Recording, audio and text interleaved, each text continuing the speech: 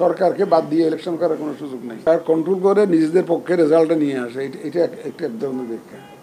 রেজাল্টটা নিজের পক্ষে আনার জন্য 95% এনার্জি খরচ করে সরকার। আরেকটা ব্যাখ্যা হলো সরকার 95% সরকারের সহযোগিতা নিয়ে সুন্দর একটা ইলেকশন উপহার দেওয়া, যেটা আমরা দেওয়ার চেষ্টা করতেছি। আমাদের 95% হলো জনগণের পক্ষে সরকারের কাজ, সরকারের বিভিন্ন এজেন্সিগুলা, যে ল এনফোর্সমেন্ট এজেন্সিগুলো আমরা ধরি, এই যে আমার পুলিশ, তারপর বিডিআর, আর্মি, সবাইকে নিয়ে যে আমরা ইলেকশন করবো। সুতরাং সেই দিক থেকে 95%, বাট এটা সৎ উদ্দেশ্যে 95%, সৎ উদ্দেশ্যে এটা কন্ট্রিবিউশনটা। কিন্তু অতীতে এমন হয়েছে ওই 95%টা মিসইউজ হয়েছে এবং সরকারের পক্ষে চাহিদা মোতাবেক যাতে হয় সেরকম একটা ব্যবস্থা হয়েছে। তো উনি বলে যে হ্যাঁ, ইউ আর রাইট, এটা ঠিক। আমার সাথে দেখেন, সরকারকে বাদ দিয়ে ইলেকশন করার কোনো সুযোগ নেই। আমরা তো ইলেকশন কমিশন একা তো ইলেকশন করতে পারবো না। আমার পুলিশ লাগবে, আর্মি লাগবে, বিজিবি লাগবে, টাকা পয়সা লাগবে, আমার রিটার্নিং অফিসার লাগবে, প্রিসাইডিং অফিসার লাগবে, পুলিং অফিসার লাগবে, তো সব তো সরকারের লোকই। সুতরাং সরকারকেও একদম ইগনোর করে তো ইলেকশন করা তো সম্ভব না, আমাদের পক্ষে সম্ভব না।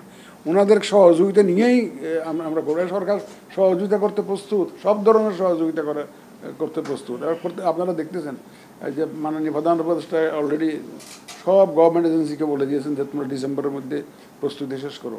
উনি তো বলে দিয়েছেন। তো তারপরে একটা কথা তো নেই, আপনি দেখেন ওই 95% যেটা যে রেজাল্ট যে পক্ষে নিয়ে আসার জন্য যে করা, আমার তো সে কোনো সমস্যা নেই।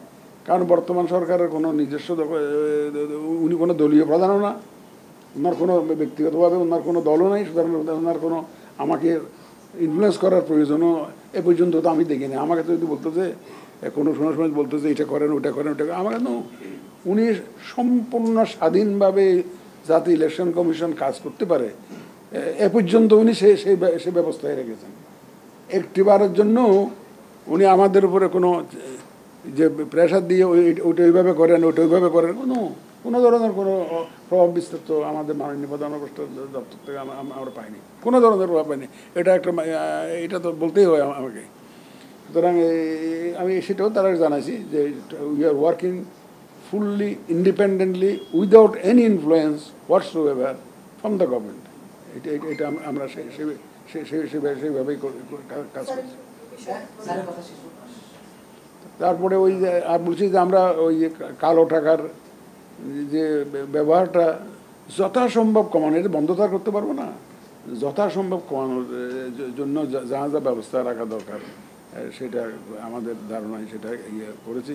আর সংস্কার কমিশনের সাথে আমাদের যে সুপারিশ টুপারিশ এগুলো নিয়ে একটু আমাদের অবস্থানগুলো জানতে চেয়েছেন। আমরা ঐক্যমত্য কমিশনের সাথে বসছিলাম, এই কথাও জানিয়েছি ওনাকে, আপনাদের সাথে জানিয়েছি। এবং আমি বলে যে আপনি তো নিশ্চয়, আমি আশাবাদী, I never lose hope and I M a great fighter, I will fight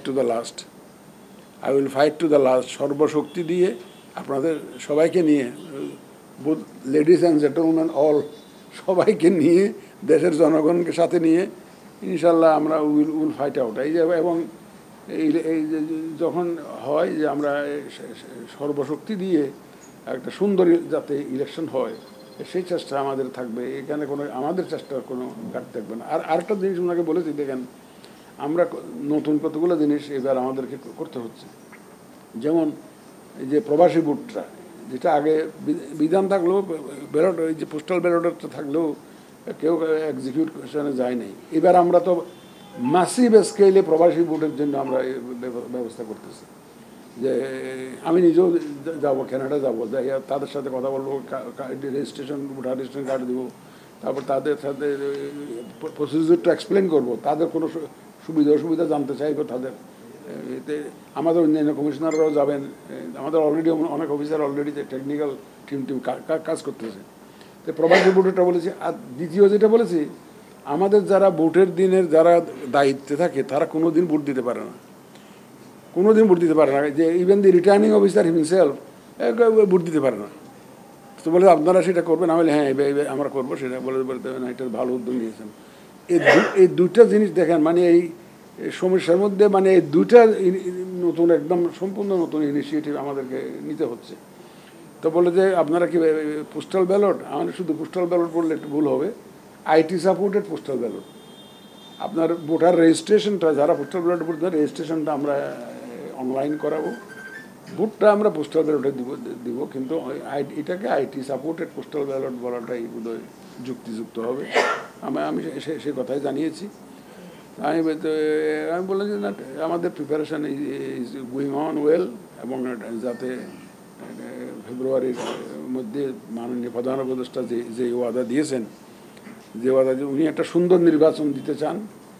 তো আমি বললাম, আমি এইসব একটু বেশি বলা হলো কিনা জানি না, আমি ওনাকে বললাম যে দেখেন আমাদের একমাত্র নোবেল লরিয়েট, একমাত্র নোবেল লরিয়েট উনি একটা জাতির কাছে ওয়াদা করেছেন, ওনার ওয়াদা করেছেন।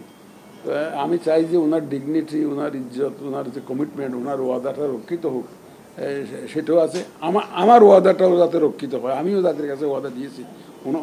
সুতরাং আমার ওয়াদা, ইলেকশন কমিশনের ওয়াদা এবং ওনার ওয়াদা যাতে রক্ষিত হয়, সে লক্ষ্যে আমরা কাজ করে যাচ্ছি।